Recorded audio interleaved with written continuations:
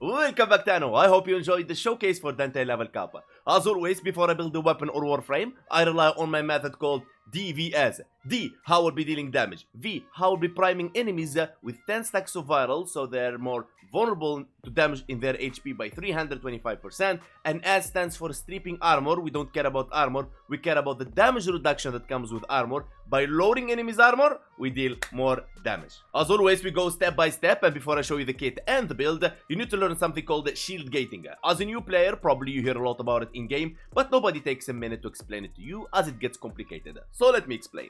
To understand shield gating, you understand what is shield gate. Now, in Warframe, not like any other game, if you get a fatal blow, you don't die. You lose your shield first, and then you enter a gate phase in yellow right there. That gate phase, you become invulnerable. Invulnerable meaning you are immune to all sorts of damage. You are a god mode for a certain duration. That duration, 1 second, 2 seconds, is affected by how much shield you have. 1150 shields is equal to 2.5 seconds invulnerability. Simple as that. Now, when the 2.5 second invulnerability phase finish and you don't recover your shield, then you will get hit in your HP and then you will die.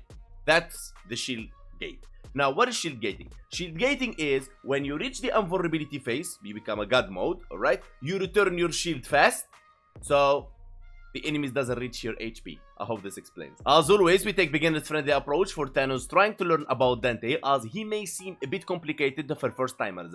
Passive, Noctua scans target, recording information for your codex. Statue chance increased by 50% on fully scanned target. What's Noctua? Noctua, it's his signature exalted weapon, can be summoned from the first ability or the fourth ability. Simple as that. Noctua is how you summon your exalted weapon. It has two fire, the normal fire and the alt fire, like so. That is a Noctua.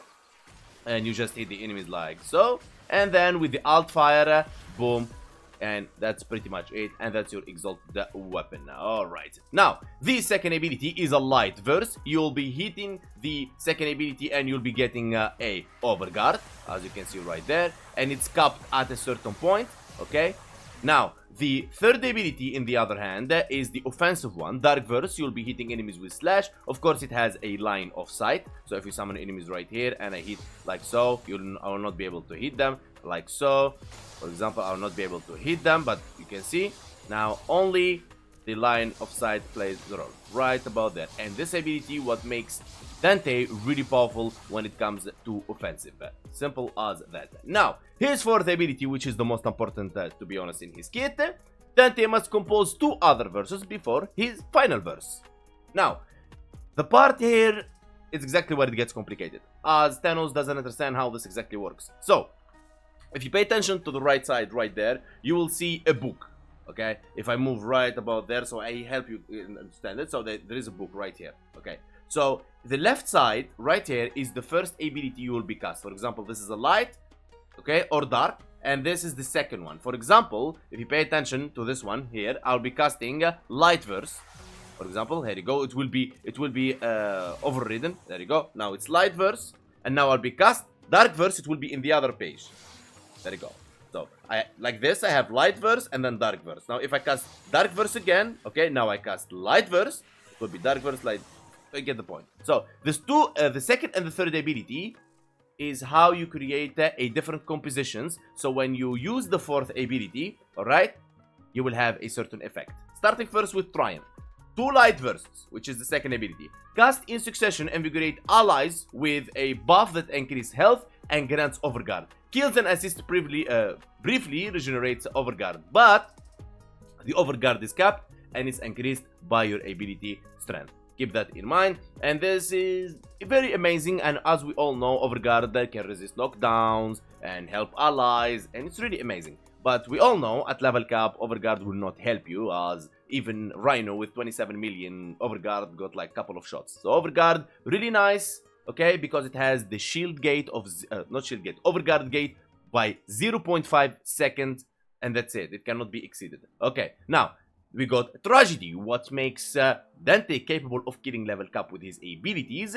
2 dark verses cast in succession, attacks enemies damage over time, from slash, heat, and toxin statue effect accumulates in a single blast. Now, if you bring, for example, a secondary weapon like Okukur, Nukur, whatever, and you proc heat and toxin on those enemies, and then you get the slash from the third ability, which is the dark verse, okay? And then you hit the final verse with Tragedy, means you use 2 times the third ability, 2 times dark verse, and then you use the fourth ability, boom, you detonate all of them as an instance of damage, and I'll show you all that in a second. Now, Warden, Warden, a light verse followed by a dark verse. Now it's the opposite, right? Second ability, then the third ability. Suppose allies with copies of Noctua, so you will summon your exalted weapon, okay, which is summoned by the first ability, and this one will fight with you, and it will hit with the modding that you modded with. For example, if it has heat or toxin or whatever, it will do so. But it will not attack by itself. It will mimic your attacks. So note to a copy and synchronize their attacks with their designated allied attacks. Simple as that. Alright.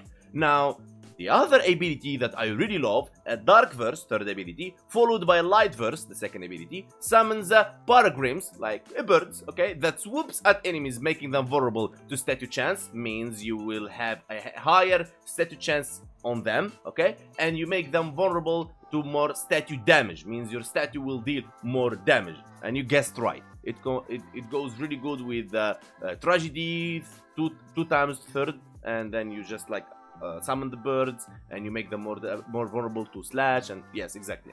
As well as drawing enemies' attacks away from allies, works like a resonator to keep you somehow alive.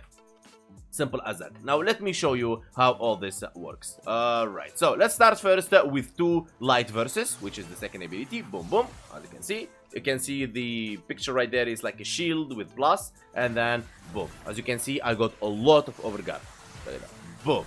Okay, and you keep going and keep going. Now remember, this Dante is not modded at all, 0 mods. Now, if I use 2 dark verses, and I can keep going and going and going, alright, you can see like 11, 13, 14, 15, slash, as you can see, and modded against level 225, and then I use the 4th ability for Tragedy, and boom, okay, you detonate that amount of slash stacks on that enemy. Alright, simple as that. Now, if I use Light Verse for second ability and then Dark Verse, I will use the Noctua right about here.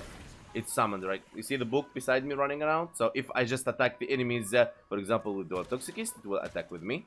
You can see it, like, the moment I attack, it moves, okay? And as you can see right there, it managed to hit those enemies as well, okay? And even if I use my, for example, Glaive, normal attacks, you'll see that it's proccing heat and proccing corrosive. Even my Glaive is modded for electricity, okay? You get the point here. So, yeah. Now, when we flip things out and use the Dark Verse first, and then we use the Light Verse, we will summon the birds. There you go. There you go. Those are the birds that will attract enemies' fire and save you from a lot of bullets, making them vulnerable to statue chance and statue damage, and that's really good as it helps his kit tons. Simple as that. Alright? Now, I hope this explains his kit. If you have more questions, ask me in the comments below. And now for the build. Starting with the Archon Shards. 2 Emerald Archon Shards. any source of corrosive, including your Noctua, except your companion, of course, you will reach 14 stacks of corrosives, so you will armor strip enemies without relying on any helmet ability or focus skill. Simple as that. So for example, I can use Shadow with corrosive, I can use Noctua with corrosive, I can use any dual Toxicus with corrosive, any source of corrosive, I'll stripping enemies. Now, 1 Tau Forge Crimson Archon Shard for ability strength, 1 Tau Forge Crimson Archon Shard for 15% ability duration, and 1 Tau Forge Amber Archon Shard for 37% casting speed. Now, the Noctua build will be like so. Boom. Galvanized Diffusion, Convulsion, Target, Gambit, and so on and so on and so on. Scorch, so I have the corrosive and heat. So when I summon it with my 4th ability, it can actually armor strip the enemies or help me armor strip enemies faster. Okay, so keep that in mind. Now, when it comes to Dante build, brief respite. The energy you spend on your abilities will be converted to shields. Remember the shield gating? Now you understand that. Now, premature footed is not necessary on Dante if you can keep your overguard all the time up. Now, if you're playing against low to mid game, premature footed is unnecessary 100%. You don't need it because the enemies doesn't have enough power to take down all that 47, 46, 40,000 overguard. Okay, even let's say enemies in tier level, let's say 700, 1000 steel path. Okay, after that at level cap, okay, enemies will be able to hit that overguard like this, like one shot. They will be one shotting your overguard and you don't want to get knocked down. If you don't have prime sure footed, and I hope DE one day put this prime sure footed on Barukitir, so we get rid of that problem, you can use either strength or range. But my favorite, if you want to keep following the prime sure footed, the resisting knockdown, you can use the hand spring right about here. This one, 160% faster knockdown recovery. Again, prime sure footed is not necessary, it's just right there as a backup of knockdown. Now, primed continuity for duration, rolling guard for bad situations and cleansing yourself from any status. Now I know, overguard, and I know, but level cap again, high damage on the overguard, and boom. So you decide. Primed flow, 185% energy max, precision intensify for the 4th ability to get that amazing overguard, 39,000, okay? And of course, with tragedy increase, it increases everything from your 4th ability, as the final verse is the most important part here, and that will play the main role.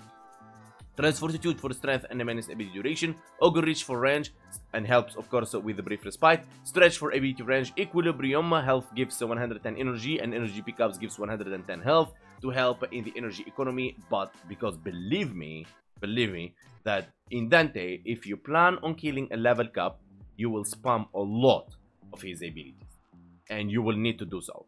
Arcane precision is optional, depends on the weapon you're using. For example, if it's a secondary, primary, shotgun, melee, depends. Or you're just gonna go augmented for more strength, totally up to you. Arcane energizer for energy, obviously, and the helmet ability I'll be using is quiver, so I am invisible. The reason for that, why I'll be invisible, now I will show you the difference.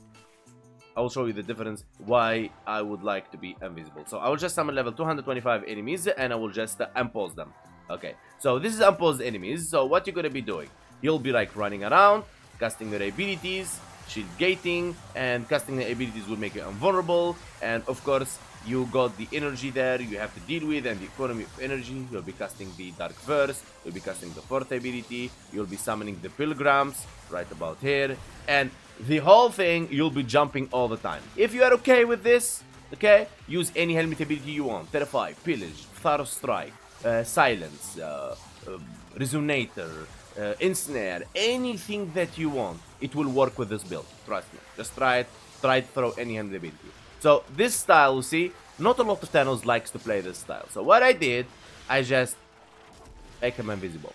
And if you're wondering that you're going to be camping and you're invisible, you don't have to, because if we summon our companion really quick, which is Nautilus for example, here, and then we just jump and then aim at him, hold on, just jump and aim at him, I can become invisible and move around right about here. It takes some practice, but you'll be fine. Alright, here you go. So the idea is I'll be invisible, and then I'll be paying attention as a wizard. So 2 light versus, and boom, overguard. 2 dark versus, or I will spam as much dark versus I want right there, because I have the enough duration and all. There you go, and then I use the 4th ability, boom. Okay, and then I'll be invisible again. Okay, now I can use the dark verse and then the light verse, summoning my Pilgrims, and then I will using, for example, dark, light, dark. There you go, summoning the Noctua, and Noctua will attack with me, following my attacks, okay? And then I'll be just like having fun on those enemies. There you go, and killing them. Simple as that. Doesn't take so much sweat, and that's how you're going to survive. You have your overguard. When you cast, you can return your shields and you are invulnerable thanks to his second ability and his fourth ability, because when you cast them you become invulnerable. You're fine. This build can take you anywhere. Camping, survival, defending, void cascade, okay? Moving around, casting a quiver on your companion, you'll be totally fine. Okay, now, where is the DVS hang? The DVS will be coming, for example, from my Shadow. Now, let me pause those enemies and check this out. I'll be using Shadow and I'll be armor stripping these guys. And I'll be CCing them with cold as well, okay? Let's go. Now that's it then, and there you go. They are stripped, so I use like the Dark Verse, and then I'll just hit them, and that's the stripping. Now, when it comes to viral, okay, the viral will be coming from my companion. As you can see, my companion broke 10 stacks of viral right here on those enemies, no problem at all. So what I'm going to be doing, I'm going to be invisible, casting 1, 2, this is 1 first. Now dark, light, casting, boom, and then light for my overguard, and then dark, and then I'm using my Shadow, dark, Shadow, and then enemies will be stripped, and boom, they're dead. So the whole idea is, you'll take it slow, step by step, okay? Don't worry about it. The Dante build can kill anything from low to mid game. At level cap, it will just take extra a bit effort from the Dark Verse, and that's pretty much it. Now, of course, you can boost this instead of quiver. You can use roar in the first ability, and so on. In the end of the video, I will give Dante 6 out of 10. He was 9 out of 10 when he got released without the fixing of the line of sight. If you knew about that, you know. If you're first time playing Warframe and you just picked him up, you wouldn't know. But he's really powerful, supports Warframe, so I'll give him as a support 9 out of 10. He's really amazing when it comes to teammate game play. So, should you take Dante, should you not? I would highly recommend you have Dante in your arsenal, as I really enjoy playing him with his synergy of his kit. It's really amazing. Alright, now, when it comes to the first ability, Noctua, you don't necessarily need to put a helmet ability in there. You can skip that, okay? As you can play him from low to mid game without the need of any helmet ability. In the end game, you will need something to help you out, like roar, viral, stripping, I don't know, collecting enemies together, CC, silence, you name it. Use any helmet ability you want. This build is capable of taking any. You have enough strength, you have enough range for almost every single helmet ability in the game. Now, in the end of the video, I want to say thank you so much for supporting the channel by any way, liking, subbing, or commenting, and joining our Discord link in the description. A special thanks to special VIP Rekka, Kai, Illusion, Orfreer, and Irish, the undisputed donator, Free Hate, and donators Kali, Rekka, Allfreer, Victor, Mr. V, Mikawes, Milan, Illinois, and Noobmaster, and everyone supporting the channel. I will see you guys next time.